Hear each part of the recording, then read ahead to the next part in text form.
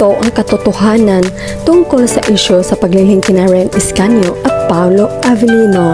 Lumabas na. Halos nag-alboroto ang mga tagahanga nila Kim Chiu at Paolo Avellino matapos lumabas ang isyu na si Ren Iscanio di umano ang secret GF na aktor. Kaya hinalungkat nila ang mga balita noon tungkol kay Ren Iscanio. Kamakailan lang ay binalita sa online page na baka si Prime Cruz ang bagong BF ng actress. Dahil ito ang tinutukoy ni Ren na BF niya isa sa mga special guest ng dalaga na nanood ng premiere night ng Karma. Ibig sabihin, hindi si Paolo ang tinutukoy ni Ren. Kaya pahayag ng mga netizens, di sisiraan ni Paolo ang buhay niya sa isang katulad ng babaeng ito. Akala niya sisikat siya kaya gamitin niya si Pao para sumikat. Nakakahiya, fake news. Fake news yan, di masamang tao si Paolo para maloko. Sabi niya di pa siya niloko ng babae. Kim Pao lang sa kalam forever. As a Kim Pao fan, what I see is what I get. Mas strong ang paniniwala ko sa Kim Pao kaysa sa chismis. Los-los ninyo as if naman masisira ninyo si Pao. Mga ulaga, may BF si girl. Tsaka hindi ganyan si Pao na mimili din ng babaeng mamahalin niya. Sorry ka na lang girl, kay Chinita, mabait, talented ang pangarap ni Paolo. Ilabas ninyo ang resibo ninyo kung totoo. Wala namang talagang relasyon si Ren Iscanio at Paolo. Mismo si Ren hindi niya maamin paano. Prank si Ren ginawa niya dati sa isang aktor. Ngayon naman si Paolo pinaprank niya. Nagkagulo tuloy na bash tuloy si Paolo.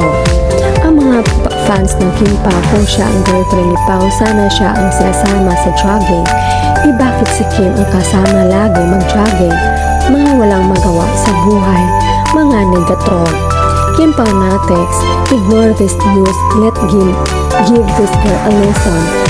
Para maging lao siya agad, huwag natin suportahan anumang activities niya. Alam niyo, parang gusto ko na may mga ganitong issue para umamin na si Paolo na sila ni Kemi. Ang tepo ni Pao is smart, chinita at kagalang-galang, that's it. Huwag mapapaniwala sa chismis na walang ebidensya. Kim Pao, Team Panatag. Ayan yung write-up about kay Starlet, yung guy hindi si Paolo. As I've said, sa busy ni Paolo with his project with Kim and out-of-town shows, saan siya isisingit yung pakipagkita o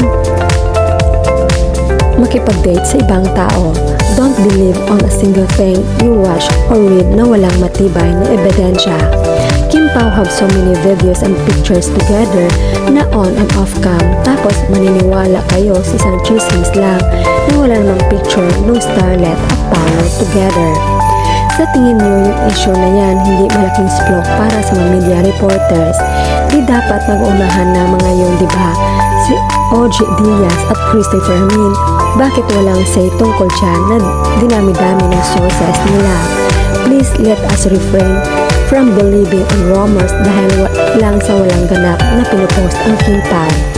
If you are a fan, act like a real fan. Yung iba sinusungitan na si Paolo, wala pa namang pinapakitang proof. Kinakawawa ninyo na agad si Pao at pinipressure na magsalita. Bakit niya papatulan ang bagay na wala namang sense? In the first place, saan ba nanggaling yan? Hindi nga sila nagsama sa isang project. Sasabihin ng iba porket nagfa-follow sa Instagram ni Pao at Starlet may something na. Sino pa kayang mga babae ang iugnay kay Paolo dahil lang sa pinapalo niya sa IG? Back to the write-up, sabi dyan na yung BF ni girl dumalo sa premiere night ng movie niya na Karma, wala namang makikita kay Paolo.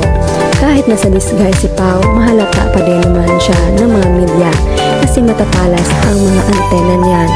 Tayuan pa lang at likod ng mga artista, alam na nila.